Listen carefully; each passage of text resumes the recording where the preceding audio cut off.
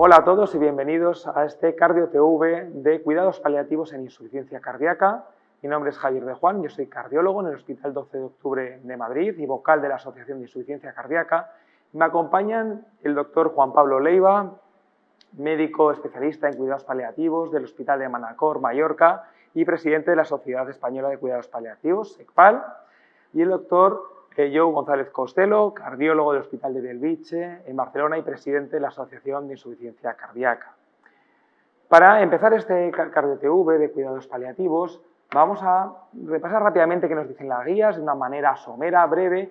Nos introducen esa necesidad de actividad de diferentes profesionales, multidisciplinar en los cuidados paliativos, debido a las necesidades de estos pacientes y, digamos, planeando una trayectoria en ese final de vida.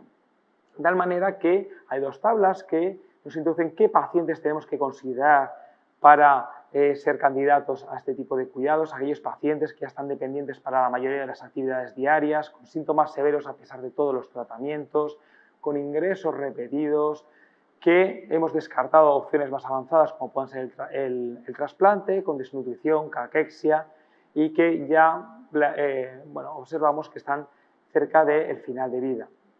¿Y qué cosas tenemos que tener en mente enfocado con estos pacientes? Pues sobre todo tener una mirada muy dirigida a los cuidados de la calidad de vida, mejorar la calidad de vida de los pacientes, asesorar y reevaluar de forma continuada los síntomas de los pacientes, dar soporte al paciente y familiares de forma continuada y también, como decíamos, planear ese final de vida e incluso donde el paciente quiere fallecer. No quiero entretenerme más y quiero dar paso a yo. Te preguntaría, ¿cómo detectamos qué pacientes, digamos, son candidatos a estos cuidados paliativos? ¿Qué te parece? Claro, el tema de la detección de los pacientes puede parecer muy sencillo, pero a veces no lo es tanto, ¿no? Y de hecho no tenemos ese hábito de detectar qué pacientes requieren esos cuidados paliativos. Hicimos un estudio publicado en el 2019 en la Revista Española de Cardiología, donde a través de un cuestionario, el cuestionario NECPAL, que enfocamos también al tema de la insuficiencia cardíaca, y a través de 4 apartados donde hacíamos preguntas tanto al paciente como a las personas responsables que cuidaban al paciente, y luego mirábamos unos ítems sobre el estado de salud y fragilidad generales, pero también algunos ítems más enfocados a la gravedad de la situación de insuficiencia cardíaca. Y a partir de ahí definíamos qué pacientes se consideraban como tributarios de cuidados paliativos. Y aquí lo que vimos es que realmente había una serie de pacientes. Evaluamos 922 pacientes y de ellos detectamos que había un total de 32 pacientes que eran tributarios de cuidados paliativos. Y estos eran pacientes que veíamos en consultas externas, lo cual te da un poco la idea del porcentaje de pacientes tributarios de estos cuidados.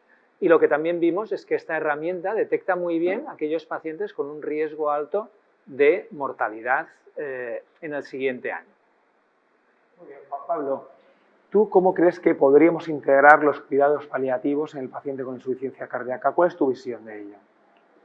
Bueno, una de las barreras más importantes a poder cruzar es esa identificación del paciente, ¿no? Y estamos acostumbrados a escuchar el paciente paliativo, pero realmente en la práctica clínica nos damos cuenta que si hablamos de necesidades paliativas, ese cambio en el modelo de pensamiento puede ser muy útil, porque la literatura describe tal cual que es polémico identificar pacientes paliativos. Sin embargo, cuando nos logramos enfocar en las necesidades del paciente, sí que podemos identificar necesidades paliativas que necesitan una respuesta de un equipo interdisciplinar y además nos permite ver la evolución de esas necesidades que van a cambiar en cuanto a la calidad de la necesidad y también a la intensidad. Y esto nos puede ayudar mucho a la hora de poder dirigir programas de cuidados paliativos en la insuficiencia cardíaca.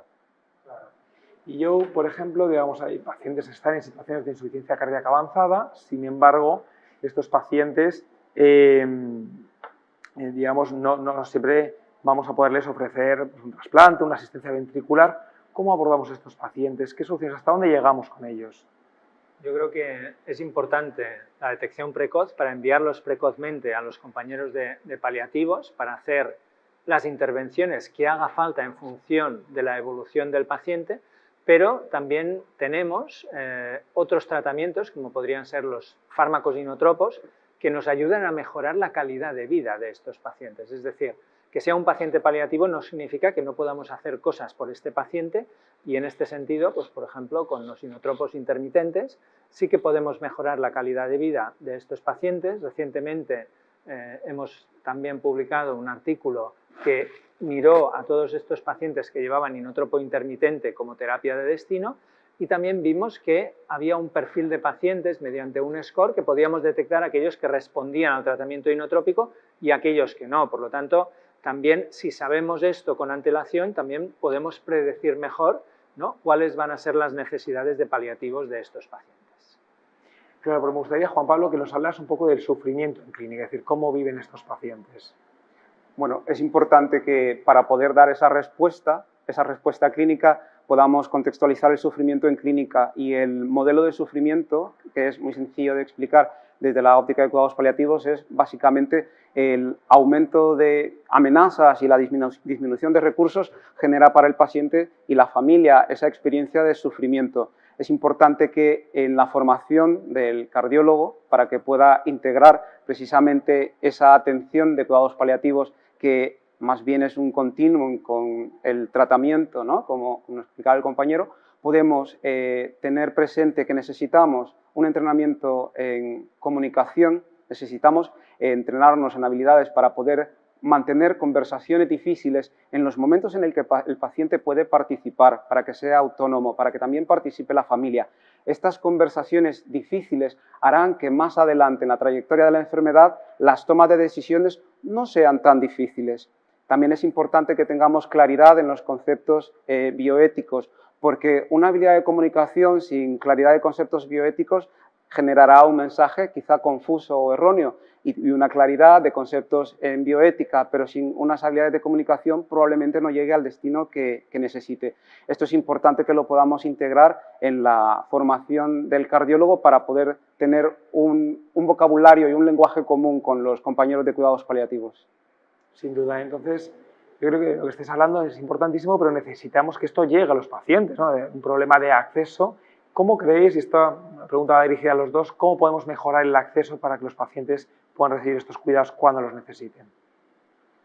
Yo creo que el acceso actualmente de nuestros pacientes con insuficiencia cardíaca es insuficiente, es decir, yo creo que hay pocos sitios donde realmente esté integrado los cuidados paliativos en el cuidado día a día y en el cuidado en la fase terminal de nuestros pacientes, y esto es algo que tenemos que mejorar, ¿no? Tenemos el prototipo del paciente oncológico, ¿no?, donde claramente ahí sí que está muy integrado el cuidado paliativo y realmente es algo parecido quizás un poco al paciente con insuficiencia cardíaca, porque podemos pasar de un paciente que pueda ser tributario pues, de una asistencia ventricular, de un MitraClip, de una TAVI, a un paciente que ya no es tributario a nada de esto, ¿no?, y donde tenemos que hacer unos cuidados paliativos y además intentar evitar que ese paciente esté volviendo al hospital de forma continua, ¿no? Y yo creo que aquí, ¿no?, quizás Juan Pablo, la experiencia, ¿no?, con los pacientes con enfermedad crónica renal terminal, quizás podría ser un ejemplo a seguir en el mundo cardiológico, que siempre tiene una gran conexión con el mundo nefrológico. Precisamente cuando queremos integrar cuidados paliativos en fallo de órgano, nos encontramos con la dificultad de la trayectoria, de comprender mejor la trayectoria del fallo de órgano para poder integrar cuidados paliativos. Y yendo directamente a la pregunta que has hecho respecto al acceso universal a cuidados paliativos, es importante que reconozcamos que los cuidados paliativos es responsabilidad de todos. ¿Qué quiero decir con esto? De los clínicos, también de la comunidad, de los pacientes y de la administración, ¿no? Esfuerzos aislados genera básicamente el fenómeno que vivimos actualmente, que es de frustración de poder facilitar ese acceso para los pacientes.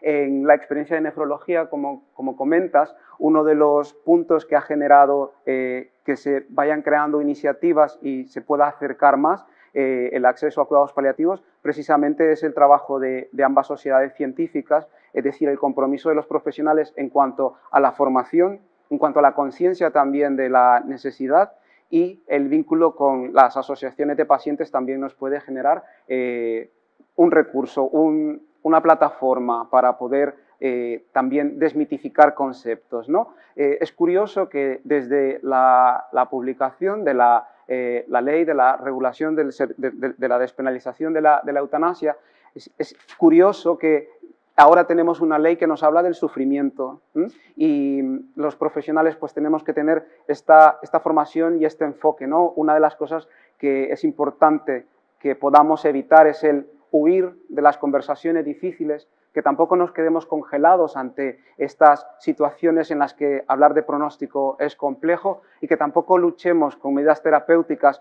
que no van a generar calidad de vida, sino más bien pueden provocar un encarnizamiento terapéutico. Entonces, estos elementos son importantes para tener en cuenta.